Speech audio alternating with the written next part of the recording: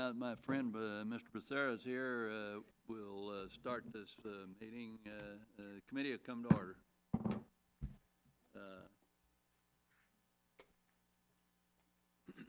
I want to thank our witnesses for being here today, and just know that we appreciate what you all do. For over 75 years, Social Security has relied on the strong work ethic of Americans. Workers pay part of their hard-earned wages for promise of future benefits should they retire, become disabled, or die. You're going to get money when you die. Seniors, those with disabilities, widows, and their families count on these benefits to be there for them. Yet, according to the recently released annual report of the Social Security Board of Trustees, and Doctor, I think you've spoken on this already, unless we act, Social Security won't be able to keep its promises. For example, Social Security's disability insurance program will be unable to pay full benefits in 2018. Let's face it, the program's broke right now. In addition, by 2036, tax income will be covered only 77% of benefits.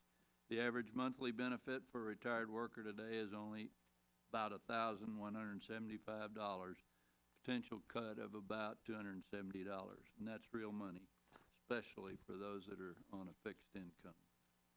According to the trustees, Social Security is already running permanent cash flow deficits. As a result, Social Security must rely on general revenue to pay back with interest Social Security surpluses with interest. You hear that? We've been lying to ourselves for a long time. Over the next 10 years, Social Security's cash shortfall will reach $416 billion. And to pay its debt to Social Security in these times of record deficits and debt, Treasury is going to need to borrow more. And we're at our debt limit, aren't we? We do so at our own economic peril. Today, the U.S. borrows 40 cents for every dollar it spends, a good amount of which comes from the Chinese and sends the bill to our children and grandchildren. The bottom line is that China and other foreign governments are also financing our Social Security program. Families are right to be worried about the country's economic future. We face great challenges, but I believe in the greatness of this country we call America. We need to make sure this program is safe, secure, and sustainable. And let's be clear, current and near retirees deserve the peace of mind of knowing they will get their promised retirement benefits. We're paying into it. We need to give them back what they've done. At the same time, though, we have a responsibility to ensure that Social Security will be there for younger workers. At the end of the day, Americans want, need, and deserve a Social Security program they can count on, and a fact-based conversation about how to get there. I look forward to beginning that conversation today, and thank our two witnesses for the testimony we're about to hear. With that, I'll recognize my famous compañero, Mr. Becerra, the ranking Democrat. Mr. Chairman, thank you very much for holding this hearing. Let me begin first, Mr. Chairman, by disagreeing with you. Social Security is not broke. The trustees' report for 2011 shows that Social Security is once again the reliable workhorse in our economy. Social Security has weathered 13 recessions in the last 75 years and never once, let me repeat, never once failed to pay on time and in full every retiree, widow, child, or disabled worker the benefits they've earned. Even through the Bush recession, the worst economic upheaval since the Great Depression, where 8 million Americans lost their jobs and 6.7 million Americans lost their homes, Social Security's surplus continued to grow. The Bush recession has hit American families hard. From June 2007 to the beginning of 2009, it stripped Americans of a total of $19.4 trillion in household wealth. Put that in perspective. The Bush recession by itself took from Americans enough wealth to wash away the nation's entire debt and still leave America with a $5 trillion plus surplus. The average family saw its wealth, the value of its home, retirement, and other savings and investments drop by $40,000, more than 25% of their total net worth. In contrast, oh, by the way, families who own stock, they saw their portfolio of stock drop by more than a third. In contrast, Social Security remains strong and the surplus is real. Social Security and seniors didn't cause the current deficit. Indeed, Social Security has never, I repeat, never added a single cent to the nation's debt. The trust fund's income from tax revenues and interest on the U.S. Treasury bonds that it owns is more than what is being paid today in benefits. So Social Security will run a surplus of $69 billion in 2011. At the end of 2011, the Social Security Trust Fund will hold $2.7 trillion in U.S. Treasury bonds, and the trustees project that the balance will continue to grow until 2022, when it reaches $3.7 trillion. In addition to payroll contributions, the trust fund earns interest on the Treasury bonds. The interest is real. On Treasury bonds purchased with workers' contributions. Over its lifetime, Social Security has so far collected $15.5 trillion and paid out a total of $12.8 trillion in benefits and administrative costs. Do the math. Americans have built up a $2.5 trillion surplus in their trust fund.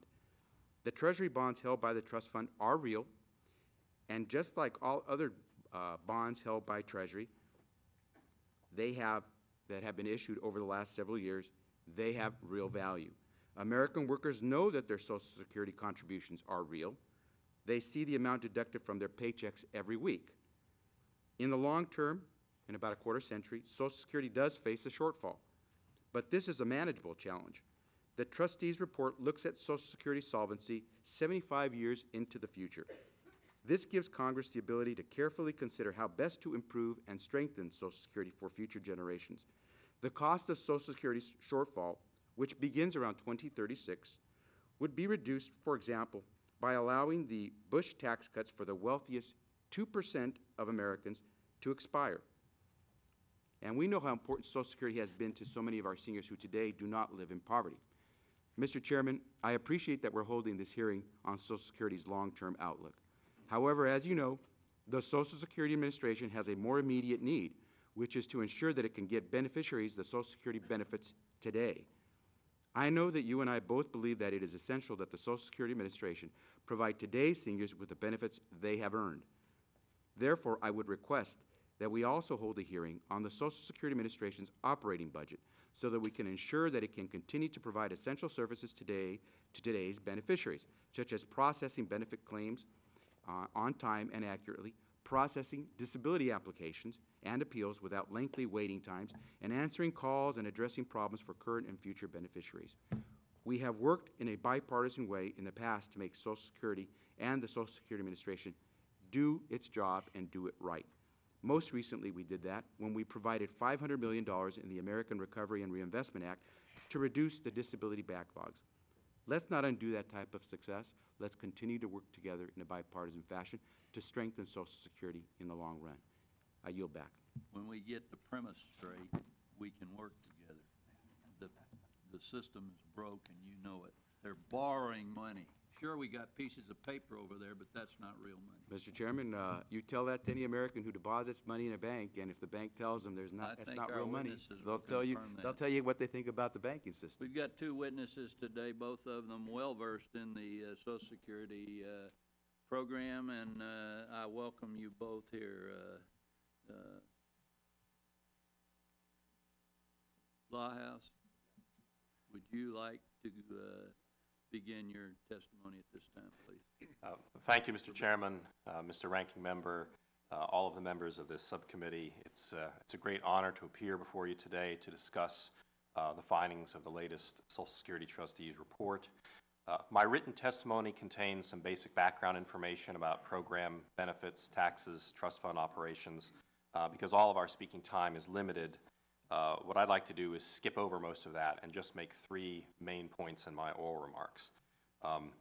The first point is simply this, that Social Security expenditures are rising and that this carries important implications both for the program's own financing outlook as well as for the general federal budget. Last year in 2010, we reached the point for the first time since the '83 reforms that program expenditures exceeded incoming program tax revenue. And this year, that deficit last year was $49 billion. This year, we're expecting a similar cash deficit of about $46 billion in 2011. Now, what's significant about this, or what's new about this, is that this is actually the first trustees report since there have been public trustees to have concluded that an era of permanent annual cash deficits has been reached. Now, as noted in the opening remarks, the trust fund balance is going to continue to grow in the near term because of interest payments from the general fund to the trust funds. So we're in something of an unusual period right now where we're running a deficit of tax income relative to outgoing benefit obligations, but the trust fund balance is still rising. A couple of important caveats to bear in mind about the rising nominal balance of the trust funds. One is that in terms of their ability to finance benefits, the purchasing power of the trust funds has actually already begun to decline relative to benefit payments. The so-called trust fund ratio peaked in 2008. That basically measures the duration of time that the trust funds could finance benefits in the absence of payroll tax revenue. And the reason it's begun to decline is that the cost of paying benefits is rising faster than the nominal balance of the trust funds. Second, while the interest payments to the trust funds increase the balance of the funds, they don't have a unified budget impact. So what is determinative from a unified budget standpoint is the balance between the program's tax income and its outgoing benefit obligations. And third, as you alluded to, Mr. Chairman, the data that I've just described pertains to the combined trust funds, but the disability insurance trust funds individually is in worse shape. We project trust fund exhaustion in 2018. The second major point I'd like to make is simply that costs are growing for a very specific reason, and that's population aging. Before the baby boomers started entering the retirement rolls and before the recession hit in 2007, the cost of paying Social Security benefits amounted to about 11.5% of the program's payroll tax base, basically 11.5% of the taxable wages earned by workers.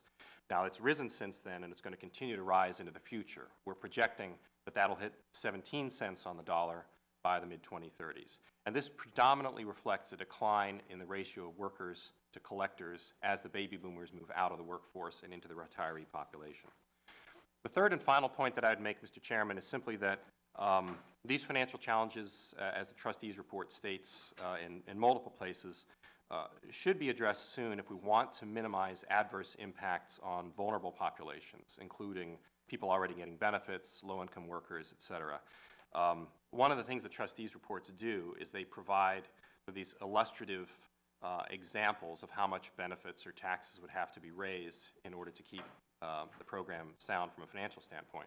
And these illustrations are useful insofar as they go, but obviously you as legislators have to consider a number of policy considerations and constraints as you make policy for the program. So we can show you, for example, that in 2036, benefits would have to be reduced by 23% to fit within projected tax revenues, but you might look at that and say, well, I don't want to reduce benefits for people already receiving them.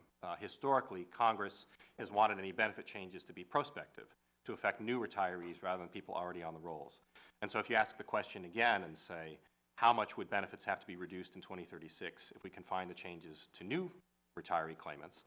The answer is the system wouldn't be in balance even if 100% of those benefits were cut off. So you start working through the problem backwards and ask yourself, well, if I want to take into account policy, bipartisan policy reality that we don't want to change benefits for people now in retirement or on the verge of retirement, our window for acceptable action closes much sooner. So I would simply summarize by saying that the essential message conveyed by the reports is that Social Security faces real and substantial challenges and that will best serve the interests of the public if financial corrections are enacted at the earliest practicable time. Thank you. Thank you, sir. Thank you for your testimony, Dr. Schauer. You're recognized. Chairman Johnson and Ranking Member Becerra and members of the subcommittee, I appreciate the opportunity to discuss the 2011 trustees report with you and with my fellow public trustee, Dr. Blahaus. We divided up the topic so you didn't hear a repetition, and what I thought I would do would be to cover the financial outlook changes from last year's report to this year's report. Every year, of course, the financial situation changes, sometimes by little bits, sometimes by moderate amounts, sometimes by large and very significant amounts. As an indicator of how significant the changes are from year to year, the public and the press tend to focus on the dates at which the various trust funds are projected to be exhausted. By that metric, the changes between the 2010 and 2011 report are pretty small. The exhaustion date for the OASI Trust Fund is now projected to be 2038, which is 2 years earlier than last year's report suggested. The projected exhaustion date for the DI Trust Fund remains unchanged at 2018. The fact that it's unchanged shouldn't allow us to sleep any easier because, of course, 2018 isn't too far away, and that suggests that you will be faced with making some adjustments to ensure that that trust fund pays on a timely basis full amounts sometime in the next 3 or 4 years. A more comprehensive measure of the trust fund's financial condition is its actuarial balance over the 75-year valuation period. This balance is essentially the difference between annual income and costs summarized over 75 years and then expressed as a percentage of taxable payroll. An actuarial deficit can be interpreted as the percentage points that would have to be either added to the current law income rate or subtracted from the cost rate for each of the next 75 years to bring the system into some kind of actuarial balance. While the actuarial balance of the DI trust fund has not changed from last year, it's still minus 0.3. The actuarial balance for the combined OAS-DI trust fund has deteriorated by 0.3. Sort of how does this look in historical perspective? Is that big? Is it small? With the exception of the change that took place between the 2008 and 2009 trustees reports, you have to go all the way back to the 1994 trustees report to find a bigger change from one year to the next. Now, the year-to-year changes in the Social Security's financial situation can occur for a whole lot of reasons. They occur, in a sense, almost inevitably because the valuation period changes. If we move the whole estimation process forward 1 year. They also might occur because legislation is enacted or because the underlying economic and demographic assumptions are modified, or maybe there's new administrative practices or projection methodologies and data are improved. If we look at what happened over the course of the 1 year period that I'm contrasting, you find that the 75-year valuation period, which caused a drop from of the year 2010 and the addition of the year 2085, accounted for a sixth of the increase, 5/10 of the 30 that I was talking about. Clearly, there was no legislation enacted during the past year that had a significant impact on Social Security's long-run financial position. However, there were important changes in the demographic and economic assumptions that were used in this year's report, and they did have significant impact, as I said. Lower recent and projected mortality for those aged 65 and older account for a third of this increase. Now, in one sense, that's good news. People are living longer, especially good news for people like me who are old. This is the projections from new data for people 65 and over. And that accounts for 1/3 of the deterioration in the long-run actuarial balance. There's also been changes in net immigration that have to do with the fall-off in net immigration that occurred as a result of the weakness in the economy. The 2011 report also assumes that the economic recovery is a bit lower, that real earnings in the base year off of which these projections are made are lower, and it takes longer for them to get back to what would be regarded as a normal basis, and that we have slightly lower real interest rates on trust fund assets, and those things all together combine to account for about a sixth of the year-to-year deterioration. Tie it down, your 5 minutes. Okay, well, let me just close with one Sure. Additional comment, because that was really all I was going to say about the changes. And that additional comment is, over the last 8 months, Dr. Blahaus and I have had the opportunity to work closely with the chief actuaries and their staffs, as well as the professional staffs of the ex officio members of the Board of Trustees, that is Treasury, HHS, DOL, and SSA. And one cannot but be impressed by the depth of their expertise, their objectivity, their willingness to engage in really a free and open debate at all hours of the day and night, and their dedication and hard work. And this experience has convinced me, and I believe Chuck as well, that both the Congress and the public is being very well served by the current support for these reports and providing good information to the Congress for its deliberations. Thank you. Thank you, sir. You know, you mentioned it, there's actually two funds, the trust fund, the old age and the disability, and it appears to me that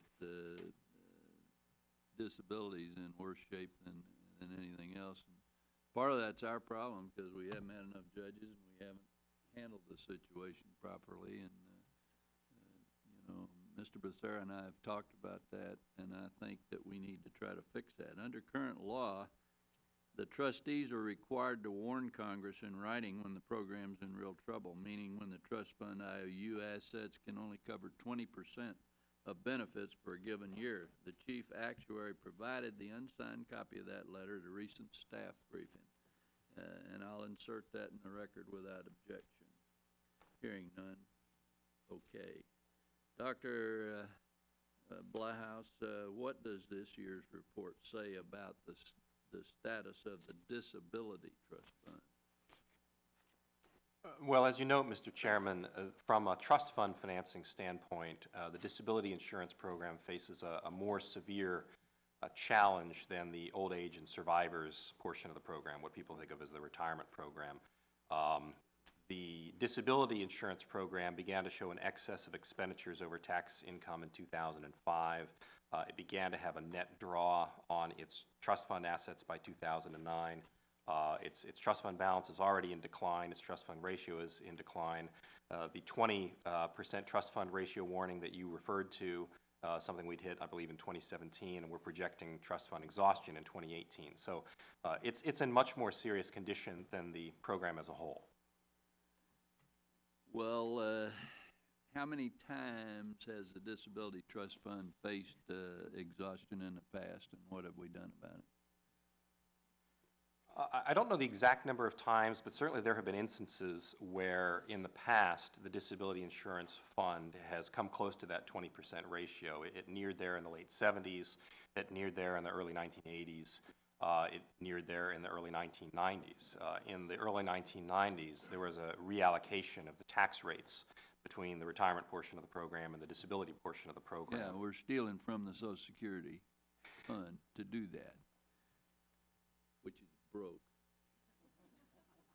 Do you support reallocating the payroll tax to improve the financing of the disability program at the expense of the retirement program? Well, I want to be That's very, what we've done in the past. well, yeah, and I want to be very careful, obviously, sitting here as a trustee, not speaking for Dr. Reischauer, not speaking for the trustees as a group. But I would... Your personal opinion. My personal opinion is that the tax rates certainly warrant review. I mean, we have a 2038 insolvency date projection for the retirement portion of the program, but 2018 for disability, which in my view is powerfully suggested that we don't have the tax allocation right. I mean, if you had an appropriately proportional allocation between the funds, the two funds should be in a comparable state of financial health. So I do think it makes sense to review that allocation, though, as you say, it doesn't increase or improve the net financing position of the program as a whole. It would just move resources from one side of the program to the other. You mean that's delaying disaster is what you're saying? Well, you could say that it's putting the two programs on a comparable course of concern rather than one being far worse than the other. Okay, Dr. Ashauer, would you like to comment on those issues? I would agree with what Chuck said. It's certainly, both programs need to be strengthened. It would be best, in my opinion, to address these problems together, and if they were on a comparable time pattern, that would probably facilitate. I think that's one thing that Mr. Becerra and I do agree on, that we need to have some reform. And do either of you have specific suggestions as what actions we ought to be considering in this to solve these issues? And would you submit your recommendations for the record for us? I'm happy to follow up with specific suggestions for the record. I would just say that the way I tend to conceptually think about the disability program, sort of in 5 pieces. One is, do we have the tax allocation right? And I think we probably don't. Second, remember on the retirement side of the program, there's more levers you can pull. You can pull the retirement age lever, you can pull the benefit formula lever, you can pull the tax lever. You don't have quite as many levers on the disability side because the retirement age lever doesn't do anything for you. And so that suggests you almost have to look at things associated with the tax allocation and with the benefit formula. And I tend to believe that we do need to consider the rate of benefit growth above inflation, especially on the high income end in both programs.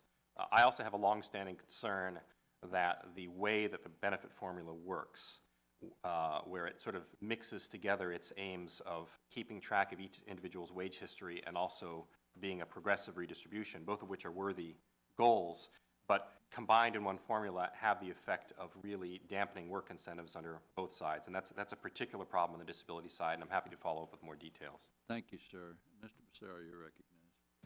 Thank you, Mr. Chairman. Let me see if I can dissuade you that the program, Social Security program, is broke.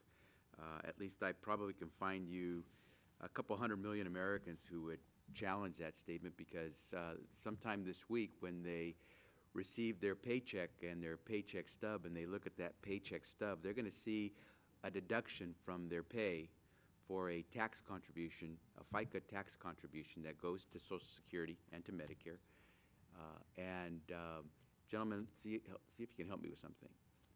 The number I have from the inception of Social Security is that American workers, through their tax contributions, through their paychecks, have contributed $13.9 trillion straight out of their pocket into the system, into Social Security. And please correct me, shout out or raise your hand if it's a wrong number. 13.9 trillion. Looking at SSA's records, I see that since the trust fund was established in the 1980s, to collect the tax contributions that Americans pay in, and because we were collecting more than what was needed to pay the benefits for those who were retired, we had excess contributions by American workers. Those were put into this fund, this trust fund, and the money was replaced with Treasury bonds, the most secure investment in the world, as far as I know. At least that's why China continues to lend us money.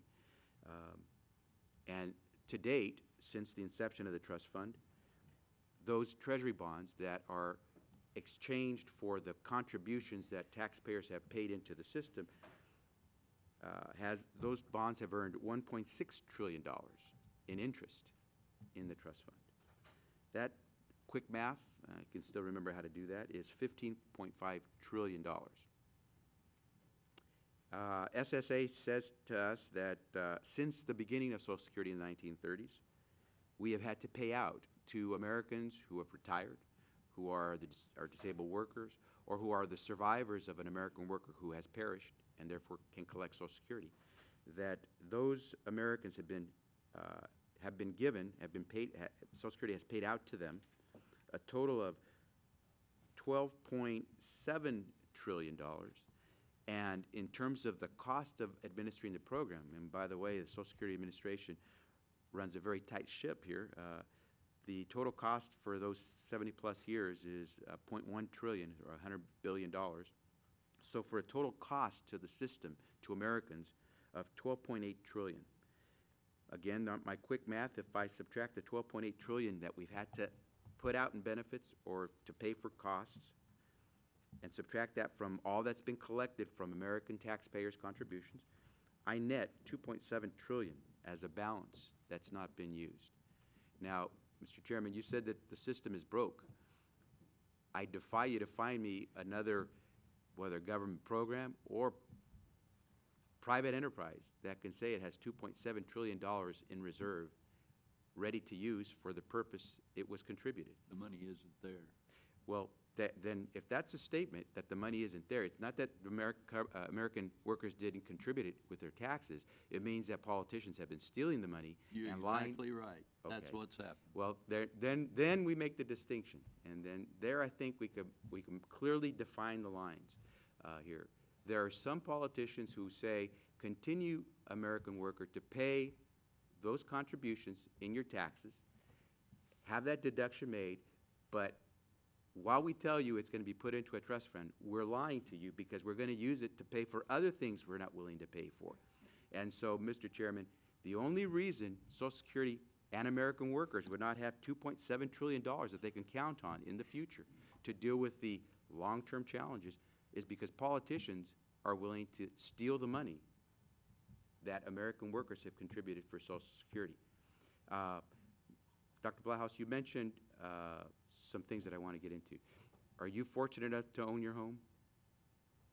I am. Outright? I have a mortgage outstanding. Okay. Own your car?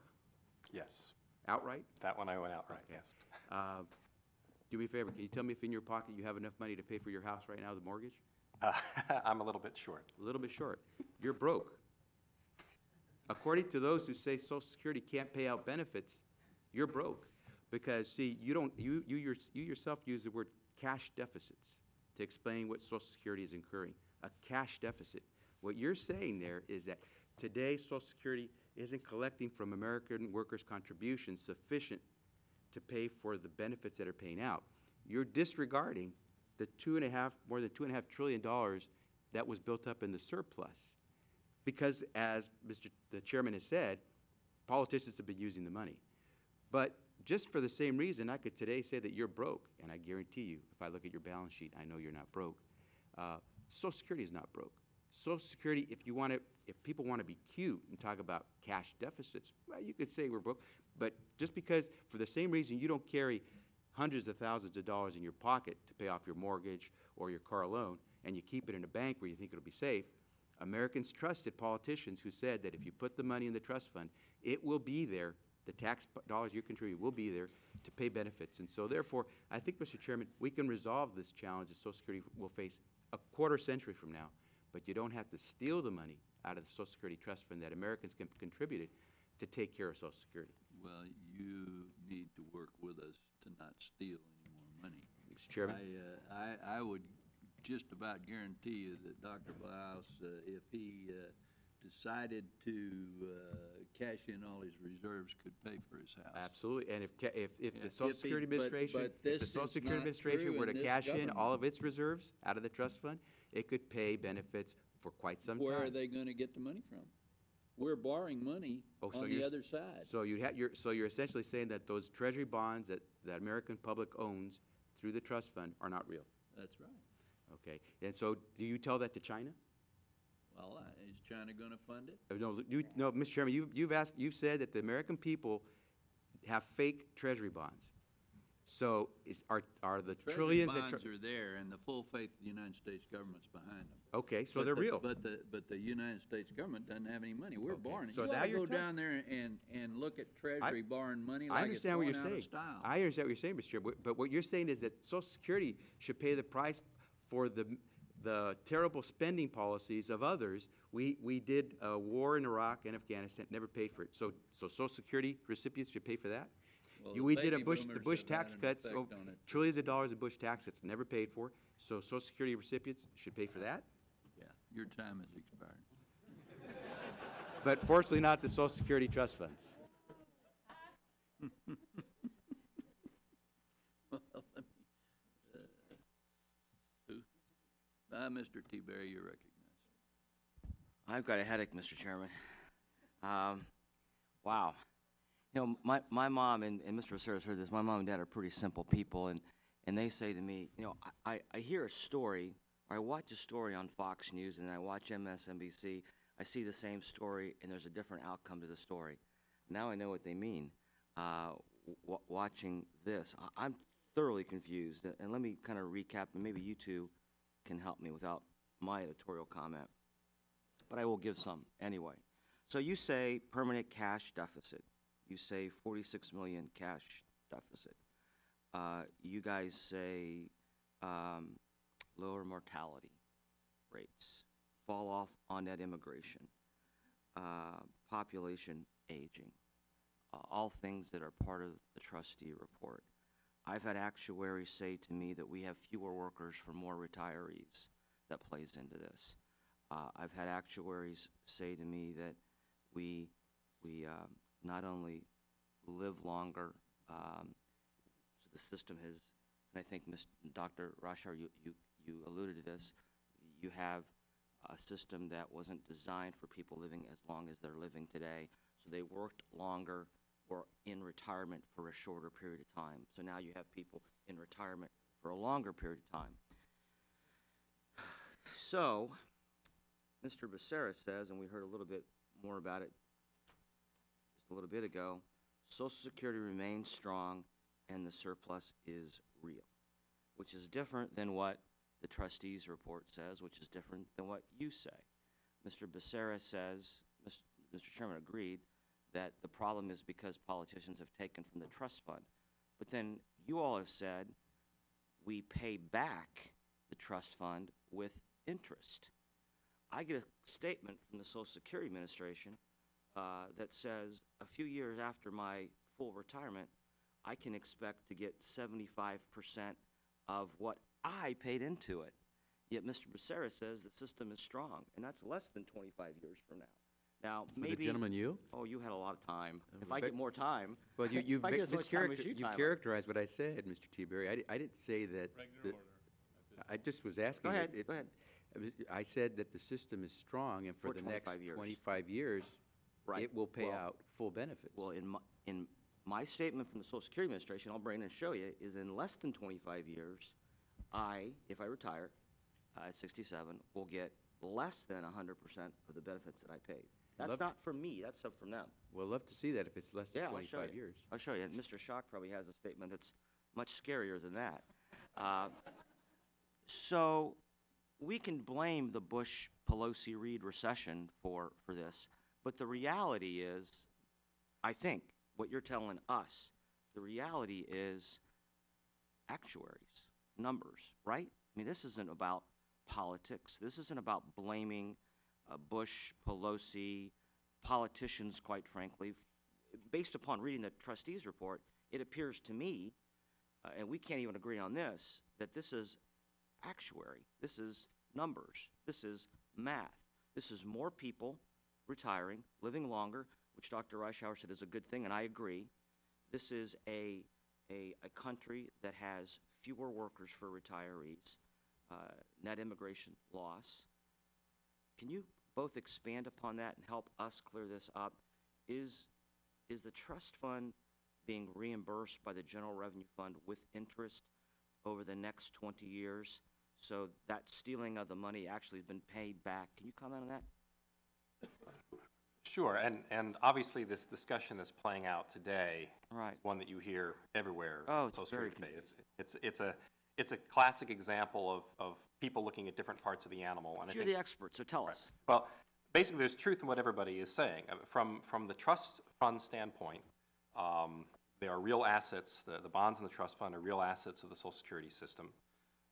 They do earn interest, and it's paid from the general fund.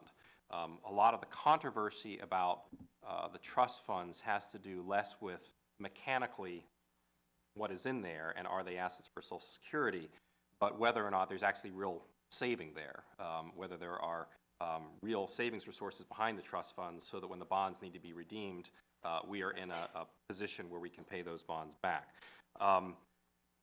I think all the things that have been said about the trust funds today are basically correct. I mean, the Social Security system has a trust fund balance of about $2.6 trillion. It's earning interest. The trust fund balance continues to rise. But there's also a lot of things that the trust fund balance doesn't tell you. It tells you what assets does the Social Security system command that establish its authority to pay out benefits. But it doesn't tell you such things as when you should take action to fix Social Security. If you were to wait to the point of trust fund depletion, you would have the harshest, least equitable outcome relative to acting now and creating a more equitable schedule of benefits and taxes going forward. And it also doesn't tell you whether or not the problem is still soluble. I mean, we have a very unusual situation right now.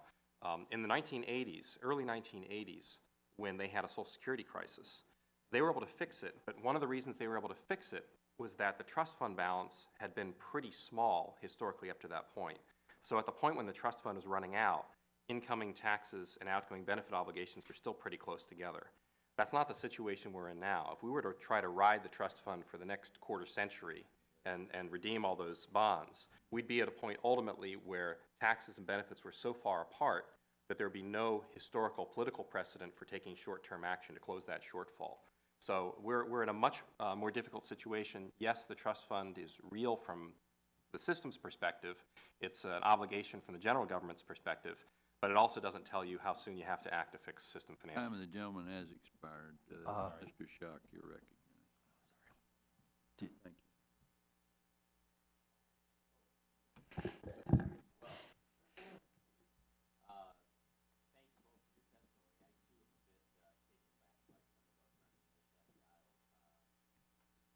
Who seem to believe that everything is rosy and fine. You've mentioned that we can pay out benefits for the next 25 years, but at the same time, after 25 years, what happens? Mr. Block, either one of you. What happens is that the Social Security system is not allowed to pay benefits in excess of the resources that are flowing in through tax revenues, plus whatever is accumulated asset position is. And so that's why your statement says that after 2036, there would be a rateable reduction in your benefit of roughly 25%. The discussion that we've been having from the trustees' report assumes that these assets are real, that the Social Security Administration will be able to go to the Treasury and say, here are these pieces of paper, we need cash, and that the Treasury will go and either borrow more money from the public or other taxes will be raised or other spending will be cut. To And make that's good the on those assumption. And treasures. if those aren't real, you would have a statement that would look very different. It would be flashing when you opened up your envelope. So let me make sure I understand this. So if I take Mr. Becerra's rosy view that these are real bonds that the government will make good on. Well, I'm just saying as opposed to our chairman's less rosy view. Okay. All right. So let's take the minority's view. All right. That we're going to get the money on all this. Even in the best case scenario, in 25 years, you're going to be able to pay me or pay recipients 76 cents on the dollar. Correct. Okay. So what this sounds like to me is what's happened in my state, who has now one of the highest unfunded liabilities in nations for states, whereby when I read my statement, it says I'll still be entitled to my benefit, but the benefit will accrue each year, but I'll only be paid what the Social Security Administration has cash in hand.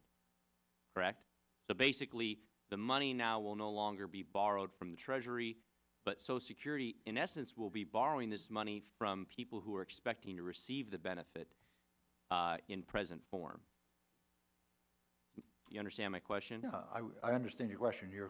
The point here is that the Social Security system sets up promises to individuals. If you pay in this amount, we will pay you when you retire that amount, subject to Only if we've got the the money. resources, available Right, at that right. time. So, And so just, when I'm looking at my statement, it says based on what I've paid in, I'm going to get about $3,000 a month if I keep working and I live till I'm 70. What do you think I'm going to make, of the $3,000 a month I'm supposed to get 40 years from now, not 25 years? What percent of that $3,000 a month should I expect if we don't make any changes? Well, I mean, if Vlahos? you didn't make any changes, then by definition, it would be 77% declining to 74%. If we made changes, it would be somewhere between 77%. That's if I retired in 25 years. Right, but And the accrued liability only increases each year because if you can only pay 76% of your obligations in year one, even if you can pay 76% in year two, you're not going to pay 76% because you owe 25% last year, right? It becomes a snowball effect. right. The percentage starts at about 77 cents on the dollar, and it goes down to about 74 by the end of the 75-year valuation period. And what legally is expected to happen is that this would not be manifested by the Social Security Administration's sort of arbitrarily doing a 23% cut across the board. Basically, they would have to delay the issuance of the benefit checks until the financing came in. So in effect, your benefits would be cut 23%, gradually increasing to an annual benefit cut of about 26%. But it would happen simply through your getting fewer benefit checks, but roughly a quarter of your benefit. Well, I'd like to see at some point what happens each year, because I think that what's going to happen is something similar that's happened in many states across this country, where the states have basically balanced their books on the back of providers who provide services to the state, and basically the state has become more and more in debt to the people whom they owe money. And I would hate to see that happen to people who are expecting their Social Security check to live on. Thank you. The gentleman's time has expired. Ms. Berkeley, you're recognized. Thank you, Mr. Chairman. I have a terrible head cold, and I dragged myself to this hearing. I feel like being here, like I feel like having a toothache, but it's very important, what we're talking about, and I have about 408,000 Social Security recipients in the state of Nevada. My congressional district, which encompasses Las Vegas, has the fastest growing senior population in the United States. So issues that affect seniors are very important to me, and this is about as rosy as I'm going to be this morning.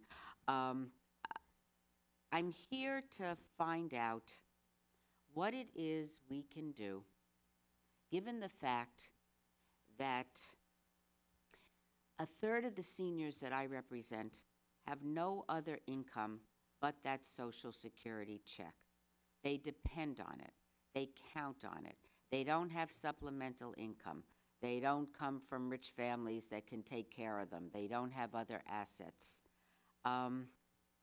What do we do to keep the program solvent beyond the 75-year window so that other seniors, I actually heard an elected official in Nevada chide a group of seniors for being in the position that they're in because they didn't make good choices when they were young.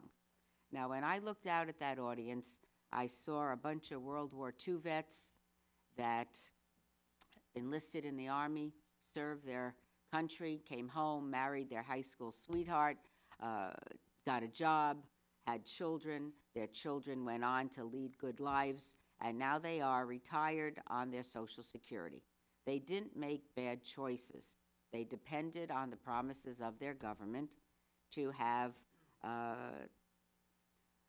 an income that they have been paying into for many, many years since they started working. I don't think privatizing the system is a good way to go. If you are somebody in my income bracket and you have an extensive portfolio, you could invest in stocks and not have to worry about the bottom falling out from under you.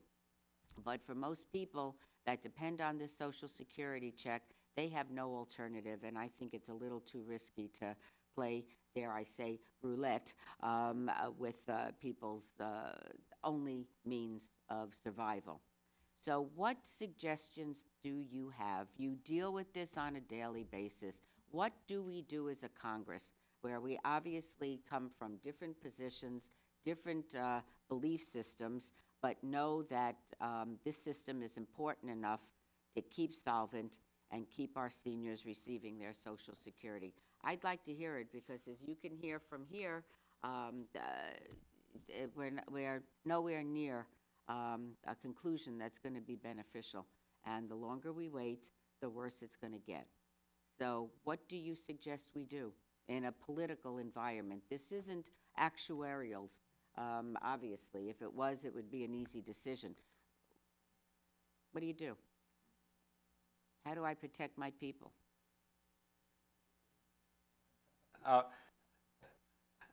Let me answer in two parts. First, I would just stress the importance of acting soon is very important, especially if you're talking from the vantage point of people now receiving benefits. And the reason for that, if you did a solution today, you could honor full benefits to people now getting them. You could honor benefits to people on the verge of retirement.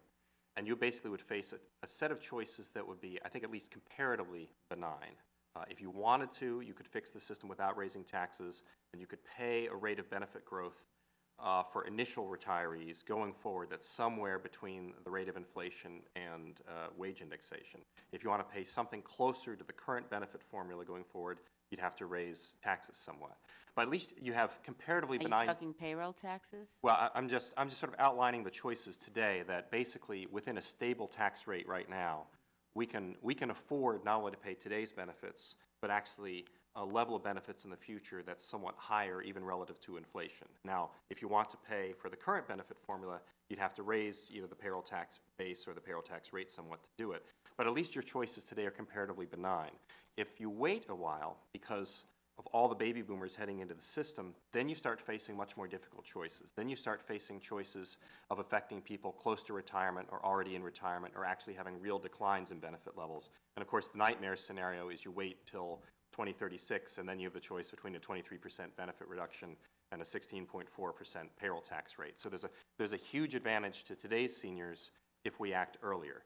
Now, stepping back from that, and this is just my personal set of policy views, not speaking for the trustees, but I tend to think that the basic levers in Social Security, the three that I look at are the eligibility age. Right now, we're living about 6 years longer at age 65 than when Social Security was first established, but we're actually, a typical beneficiary is collecting benefits 3 years earlier because we moved the first age of claim from 65 to 62.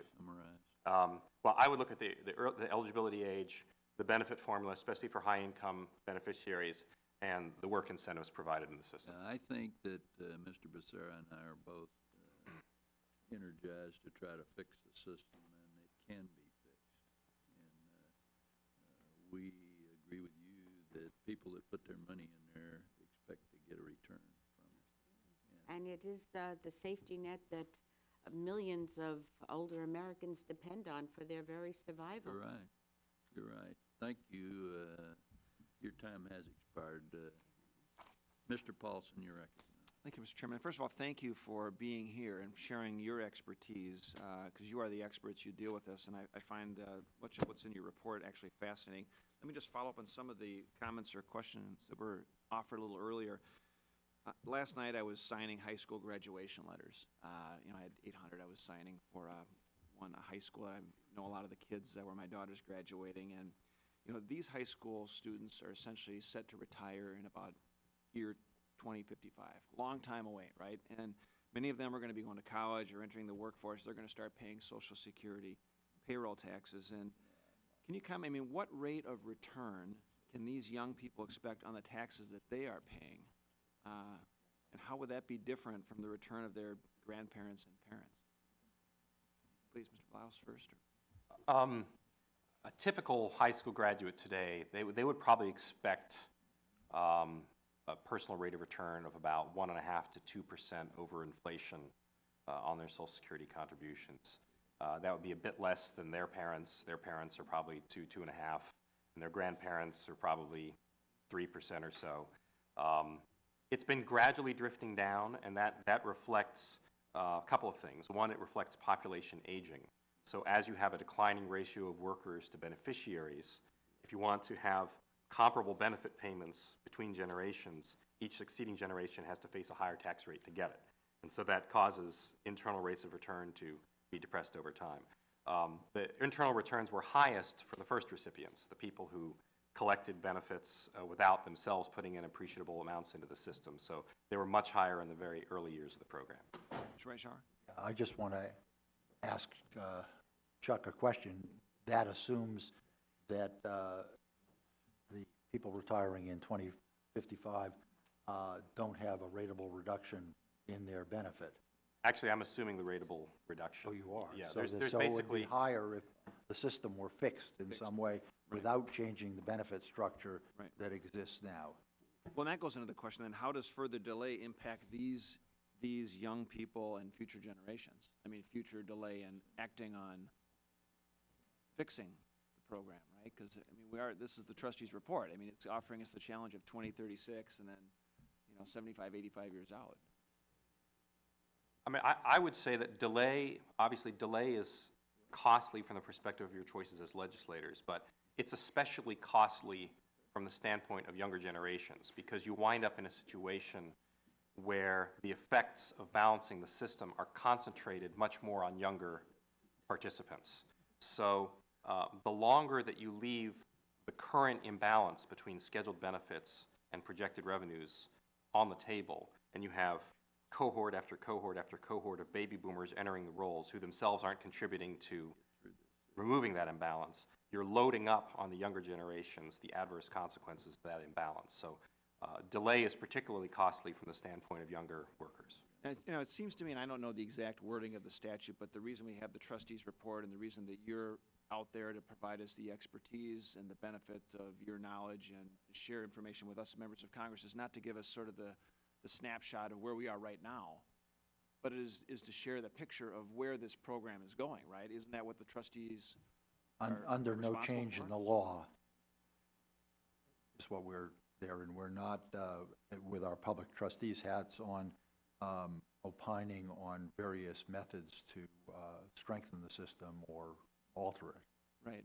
Well, I just think this is an important point, Mr. Chairman. I mean, I haven't been in Congress very long, just for 2 years, but I just noticed that Congress always tends to deal with short-term thinking. We're always thinking 6 months, 2 years. We're never thinking for the long term. And some of the issues that are portrayed here are no different than what faced us with AMT, estate taxes, or other issues. If you don't tackle them earlier, they become much more difficult, or the doc fix, they become much more difficult to address down the road. And I think your warnings, early warnings, are really important. I mean, there's a couple things that just really stick out to me is that, I mean, right now, cash flow deficits that started earlier, they're projected to become permanent becoming in 2015. I mean, that's just 4 years away. I mean, that's right around the corner, and that's going to continue permanently right on down the road, and the gap is real.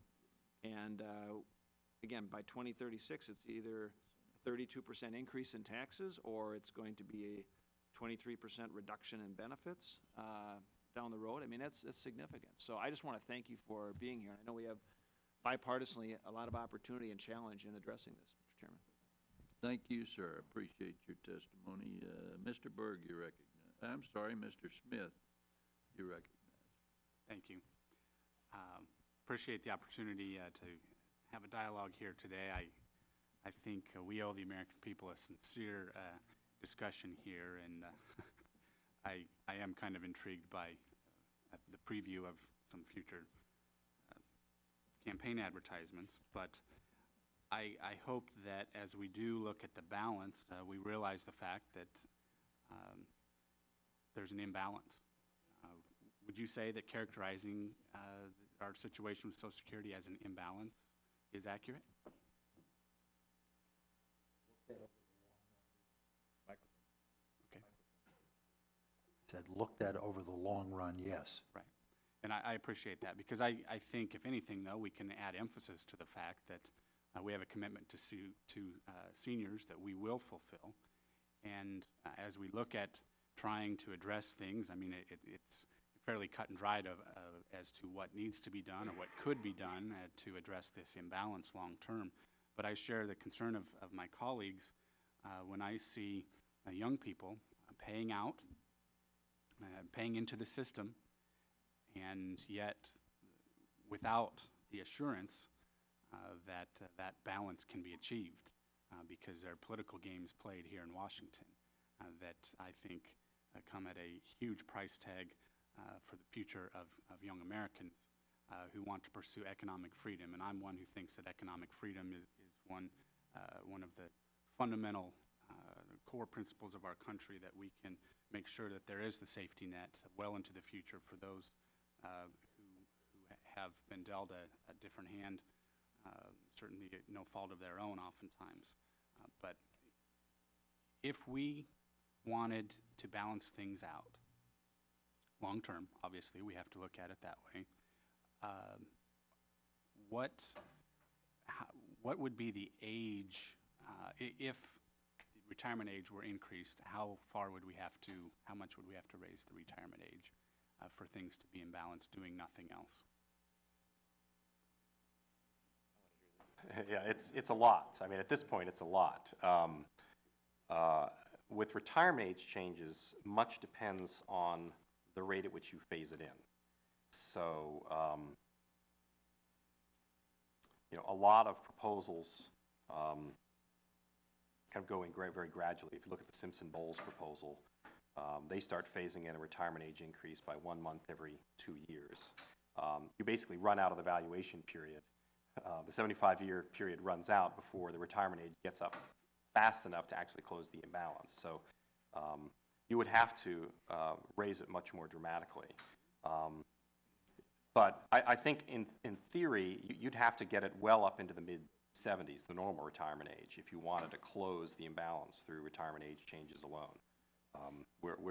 The proposals that are often talked about to raise it 67, 68, 69 over time only solve a small fraction of the actuarial deficit.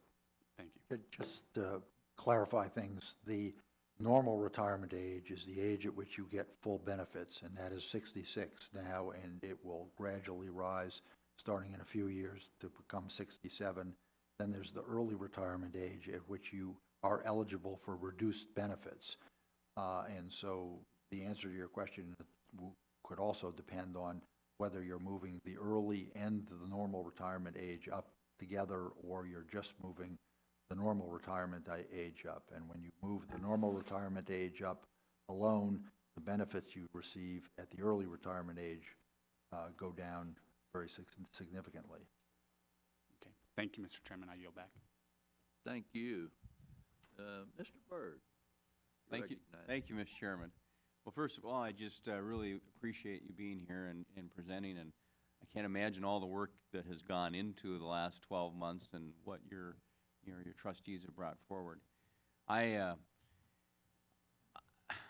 don't know where to even start on this thing, but I got elected to take some of these problems and fix these problems, and I think we have political, we've got financial, we've got people on a lot of different agendas here. So I just want to make it really, really simple, and I'm not asking you to represent anyone except yourself, but if I said to you, we have to fix this problem so it's stable, so it cash flows for the long term, what specifically would you do if we said, next 30 days we've got to fix this? What would you do? What are the key things you would do for both the old age and disability? I'm just very visibly and publicly taking off my trustee's hat. I tend to think in terms of 3 main levers on Social Security. One is the eligibility age. As Dr. Reischauer said, there's moving parts even to the eligibility age. There's normal retirement age, there's early eligibility age. And so to understand what you get at a given age of claim, you have to know a lot of things. what those are, and also what the basic benefit is at normal retirement age. Longevity has increased about 6 years at age 65 since Social Security was first established. But due to the establishment of early eligibility age, people are more typically claiming benefits at 62 now. So a typical beneficiary is getting benefits for about 9 additional years. Even if the early eligibility age went gradually up to 65 and the normal retirement age went gradually up to 70, you'd still be in a position. So what would your age number be? Well, I wouldn't do it all through, I mean, again, this is personal speculation, but I think any eligibility age changes have to be very gradual. And I happen to be of the view that it's important to raise the early eligibility age at least back to 65 so that people aren't claiming earlier than they were when the system was first established. Even if the early eligibility age went back to 65 and the normal retirement age went to 70, people would still be claiming benefits no later than they were then and getting a much higher benefit because of the numerous benefit increases since then. So that's one lever. Another one is just constraining the growth of benefits on the higher income end. There's sort of two families of plans to do that. There are the so-called progressive indexing plans, where basically benefits on the lower income end rise at the rate of wage growth in the economy, and on the higher income end, they rise at the rate of inflation. Everybody else is somewhere in between. That's one family of plans. Another one just sort of surgically gets into the benefit formula and changes the numbers in the benefit formula to target benefit growth on the high income end. That's basically the Simpson-Bowles approach.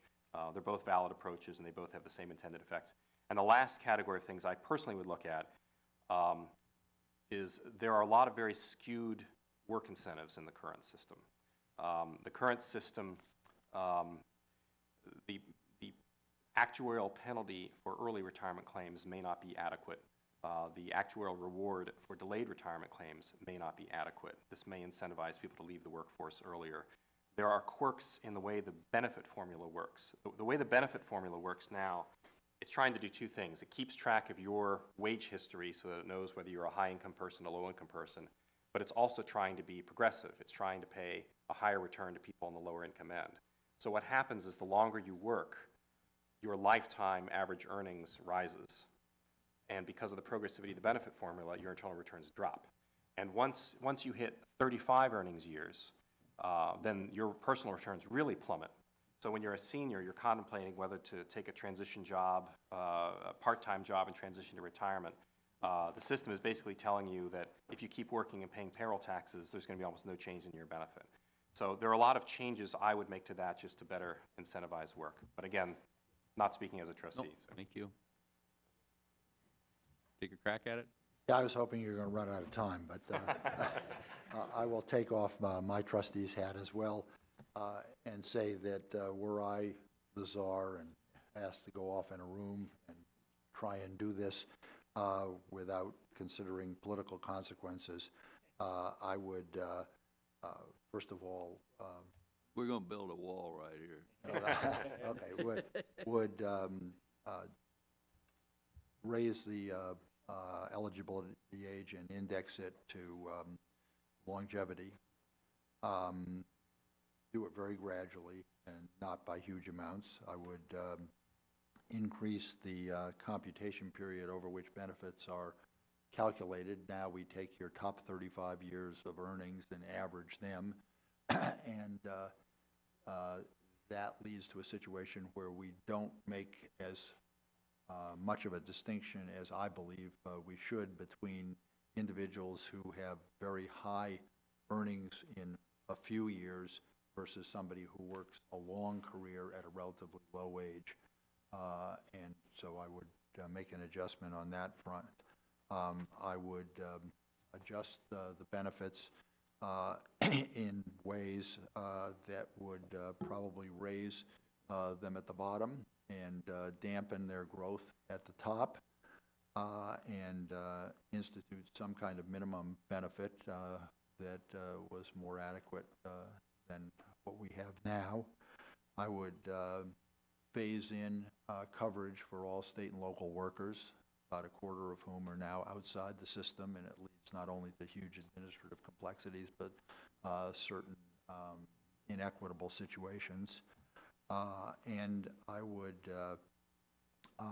raise the taxable maximum, which is now indexed to the growth of average wages, but has led to a situation where the fraction of total earnings that are covered, which has bounced around at about 91% in certain years, is down in the mid to low 80% now, and also make an adjustment for the fact that a larger fraction of total compensation that people are getting now comes in the form of non-taxable fringe benefits, namely health insurance. And so, making some adjustments that way. And I think, a balance between... Time is expired. Can you put... As soon as I said taxes... Can you put some of that in writing, 1, 2, 3, 4, 5 for us, please? Yeah, no, I think I'd appreciate both of us will. We probably have it on the record anyway, but thank you. Thank you. Mr. Brady, you reckon? Thank you, Mr. Chairman. Today's job numbers are heartbreaking for job seekers. Especially coming on a string of bad economic news. First quarter GDP just anemic. Manufacturing index going down. Consumer confidence is almost as low as it was more than 2 years ago. And in fact, the unemployment rate, 9.1%, is artificially low. It's because people have given up looking for work. In fact, we have the fewest percentage of Americans in the workforce in a quarter of a century. And a lot of them have given up hope, and frankly, many of them will struggle to get back in the workforce. Who'd have thought the highlight of the Obama recovery was 2 Christmases ago? We're in real trouble, and the failure to get this economy going has a direct impact on Social Security. Today, we've heard 2 major red flags raised. Dr. Blehaus has said this is the first report since 1983 projecting permanent cash flow deficits. And Dr. Reischauer said that in looking at the 75-year outlook, this is the largest single-year deterioration since 1994. That ought to be real red flags, and certainly, I think, counters the argument that things are just rosy in Social Security. You'd have to be in denial to believe we don't have a real problem in this program. These cash deficits that are now permanent, as I look at the estimations, it looks like Social Security's cash shortfall over the next 10 years will be $416 billion.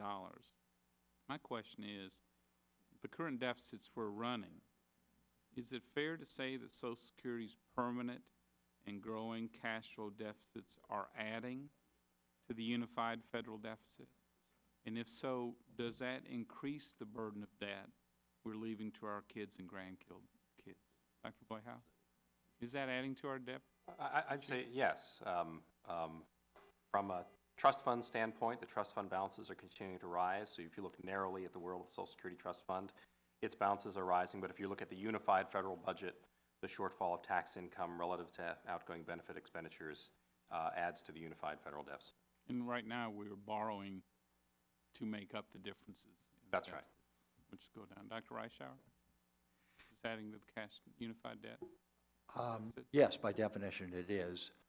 Just one comment on your preamble, and that is, I said that the deterioration in the actuarial balance was as large or larger than any since the early 1990s, but a very small portion of that is due to economics, changed economic perception.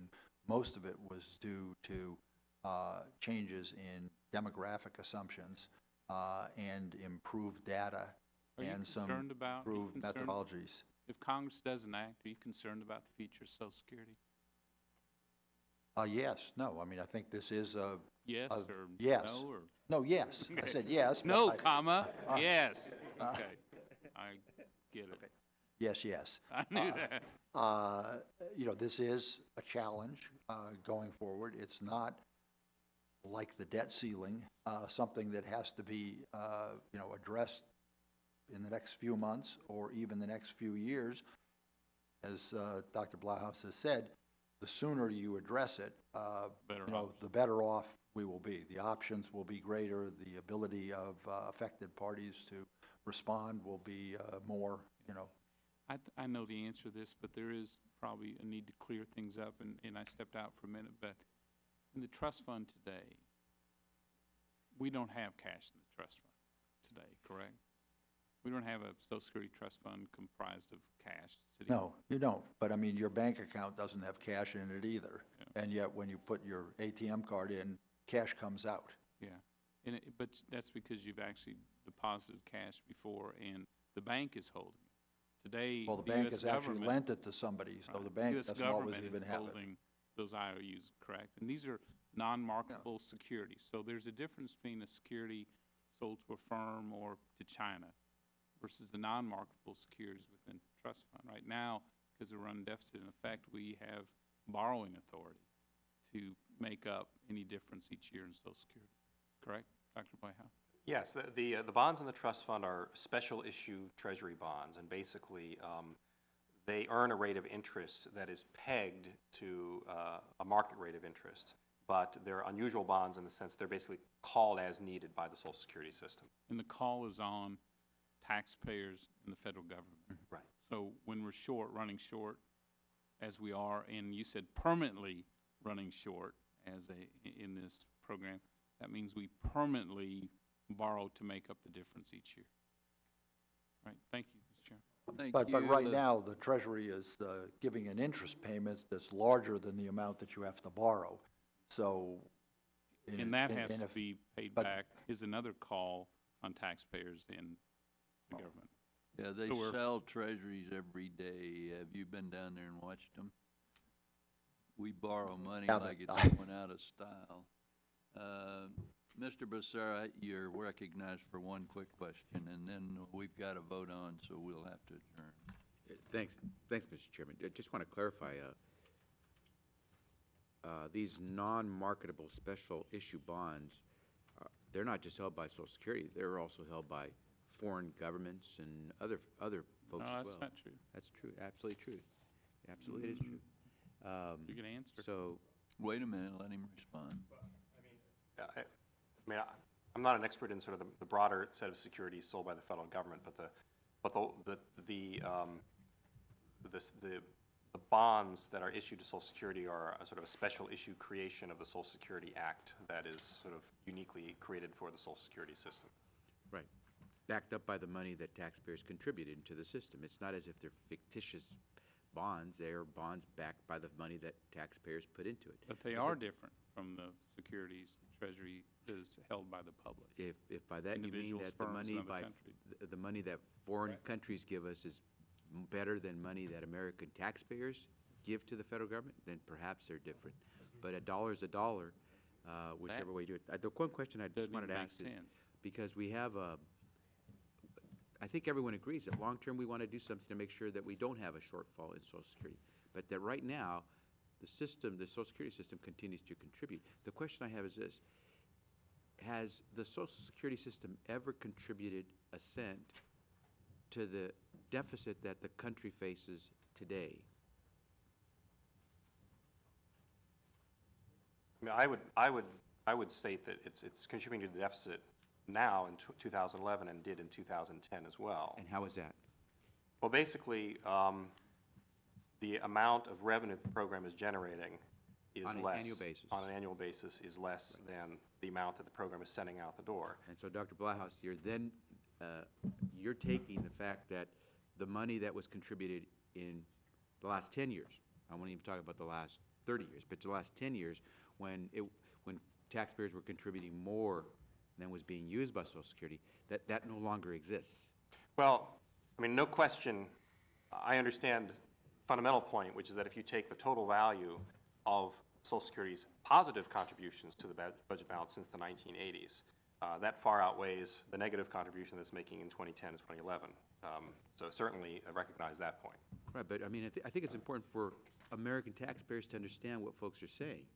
When they contribute out of their paycheck for Social Security, and the government takes that money and says, we don't need it all today, so we're going to put some of it into Treasury bonds so that now we can use that money today as the federal government for other operating expenses. But you're going to hold Treasury bonds so that when you do retire, you can collect it. If you say that we're running deficits today, then you've essentially said that those Treasury bonds that were backed up by the money that same worker contributed last year has evaporated. Yeah, let's call a quits to the interrogation, and I would like to make one comment. FactCheck.org says it this way, quote, "Some senior Democrats are claiming that Social Security does not contribute 1 penny to the federal deficit. That's not true. The fact is the federal government had to borrow $37 billion last year to finance Social Security and will need to borrow more this year. The red ink is projected to total well over $500 billion in the coming decade." And with that, we're going Fact-check's to pants close. are on fire, We're I going to think. close the hearing. We've got a vote going on. I appreciate the two of you being here. That's very good testimony. Thank you. Committee's adjourned.